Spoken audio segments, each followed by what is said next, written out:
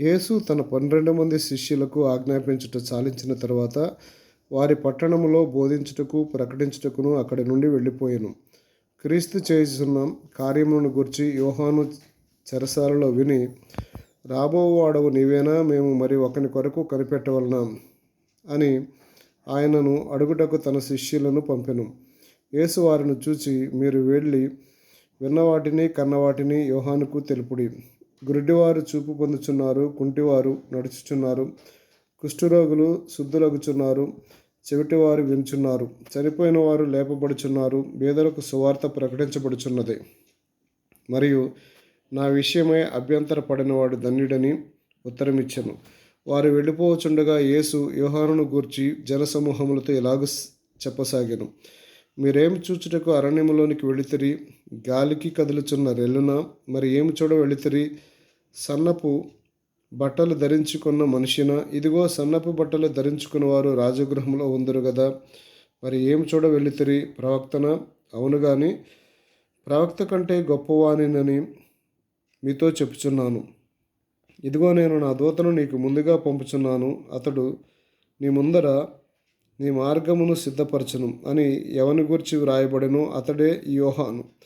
స్త్రీలు కనిన వారిలో బాప్తిస్మమిచ్చు యోహాను కంటే గొప్పవాడు పుట్టలేదని నిశ్చయముగా మీతో చెప్పుచున్నాను.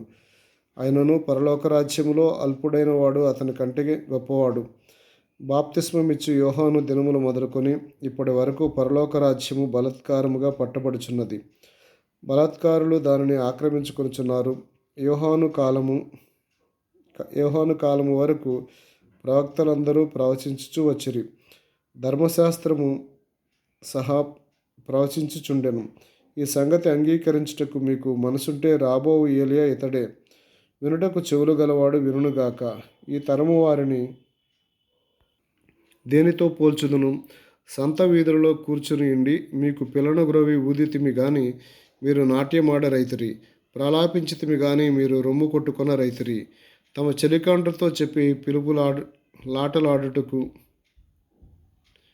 పిలుపులాటలాడుకును పిల్లకాయలను పోలి ఉన్నారు. యోహాను తినకయు త్రాగకయు వచ్చెను గనుక వీడు దయ్యము పట్టిన వాడని వారనుచున్నారు. మనిషి కుమారుడు తినుచు త్రాగుచూ వచ్చెను గనుక ఇదిగో వీడు తిండిబోతును, మద్యపానియు, సుంకరులను, పాపులను స్నేహితుడనియు వారనుచున్నారు. అయినను జ్ఞానమని దాని క్రియలను బట్టి తీర్పు పొందును అనెను. పిమ్మట ఏ పట్టణముల నుండి ఆయన విస్తారమైన అద్భుతములు చేసినో ఆ పట్టణముల వారు మారుమనసు పొందకపోవటం వలన ఆయన వారినిట్లు గద్దింపసాగెను.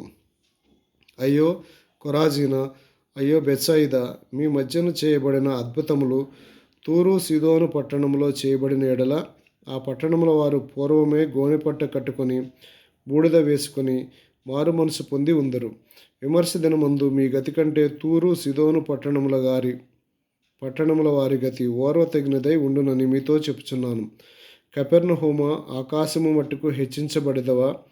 నీవు పాతాళము వరకు దిగిపోయేదవు. నీలో చేయబడిన అద్భుతములు సొదొమలో చేయబడిన ఎడల అది నేటి వరకు నిలిచియుండును. విమర్శ దినమందు నీ గతి కంటే సొదొమ దేశపు వారి గతి ఓర్వతగినదై ఉండునని మీతో చెప్పుచున్నాను అనెను. ఆ సమయమున యేసు చెప్పినదేమనగా, తండ్రి, ఆకాశమునకు భూమికి ప్రభువా, నీవు జ్ఞానులకును వివేకులకును ఈ సంగతులు మరుగుచేసి పసి బాలురకును బయలుపరిచినావని నిన్ను స్తుతించుచున్నాను. అవును తండ్రి, ఇలాగ చేయటం నీ దృష్టికి అనుకూలమాయెను. సమస్తము నా తండ్రి చేత నాకు అప్పగించబడి ఉన్నది.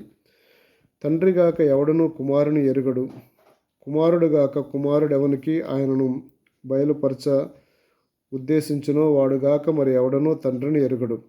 ప్రయాసపడి భారము మోసుకున్న సమస్త జనులారా, నా యొద్దకు రండి, నేను మీకు విశ్రాంతి కలగజేతును. నేను సాత్వికుడను, దీన మనసు గలవాడను కనుక మీ మీద నా కాడి ఎత్తుకొని నా యొద్ద నేర్చుకొనుడి. అప్పుడు మీ ప్రాణములకు విశ్రాంతి దొరుకును. ఏలైనగా నా కాడి సులువుగాను నా భారము తేలికగాను ఉన్నవి.